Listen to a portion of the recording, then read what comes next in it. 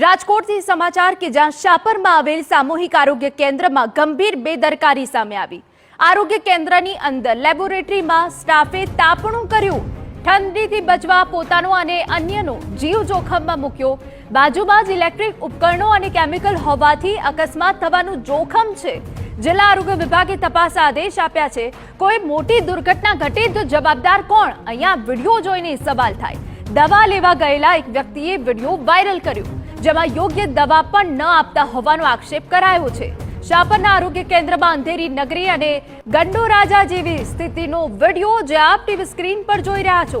આરોગ્ય કેન્દ્રમાં 15 થી વધુ લોકો ઉપસ્થિત હતા। આરોગ્ય કેન્દ્રની અંદર તાપણું કરાયું, તેમાંથી અગ્નિકાંડ સર્જાય તો જવાબદાર કોણ? અમારા સંવાદદાતા રોનક મજેઠિયા જોડાઈ ગયા છે વધુ વિગત માટે। રોનક, પૂરી વિગત। બિલકુલ, એના રાજકોટ નજીક આવેલું છે ઇન્ડસ્ટ્રીયલ વિસ્તાર સાપર વેરાવળ, ત્યાં આ સામૂહિક આરોગ્ય કેન્દ્ર આવેલું છે ને ત્યાં શનિવારનો એક વિડીયો જે છે તે વાયરલ થાય છે ને આ વિડીયો જોઈને સૌ કોઈ ચોંકી જાય છે કે સામાન્ય વ્યક્તિને આટલી ખબર પડે કે આ જગ્યાએ તાપણું ન કરાય એવી જગ્યાએ જે આ નર્સિંગ સ્ટાફ છે, જે મેડિકલ સ્ટાફ છે, ત્યાં તાપણું કરતો નજરે પડે છે ને પોતાની ઠંડી ઉડાડતો જે છે તે નજરે પડે છે। કેટલી જોખમ વાળી વાત કહેવાય, વિડીયો જોઈને જ ખ્યાલ આવી જાય। આ જે વિડીયો જે ફરતા ભારે ચકચાર છે તે પણ જાગી છે ને લોકો છે તેમાં પણ રોષ છે તે જોવા મળી રહ્યો છે।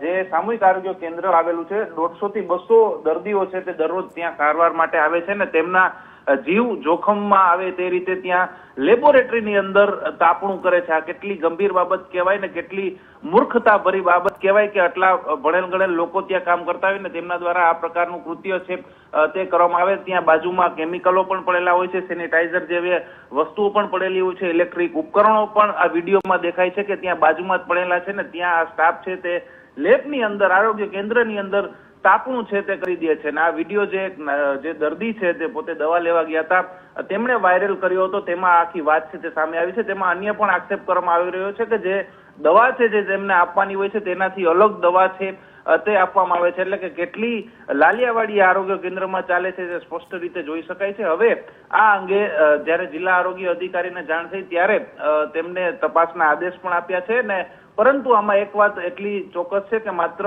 જ્યારે આ પ્રકારની ઘટનાઓ બને ત્યારે ઉપરી અધિકારીઓ તપાસના આદેશ આપ્યા છે તેવું કહેતા હોય છે, પરંતુ આ ઘટના એટલી ગંભીર છે કે જો આના લીધે કોઈ પણ અગ્નિકાંડ સર્જાયો હોત, ત્યાં આગ લાગી હોત, શોર્ટ સર્કિટ થયા હોત અને કોઈના જીવ ગયા હોત તો કોણ જવાબદાર છે? એટલે કે માત્ર આ ઘટનામાં માત્ર તપાસના આદેશ નહીં પરંતુ જે જવાબદાર લોકો છે, જે લોકો વિડીયોમાં સ્પષ્ટ રીતે દેખાઈ રહ્યા છે તેમની સામે કાર્યવાહી પણ એટલી જ જરૂરી છે। હિના, બિલકુલ આભાર રોનક। તો આરોગ્ય કેન્દ્રની લાલિયાવાડી આ વિડીયોમાં સ્પષ્ટપણે જોઈ શકાય છે। આરોગ્ય કેન્દ્રની અંદર લેબોરેટરીમાં સ્ટાફે તાપણું કર્યું, ઠંડીથી બચવા પોતાનો અન્યનો જીવ જોખમમાં મૂક્યો।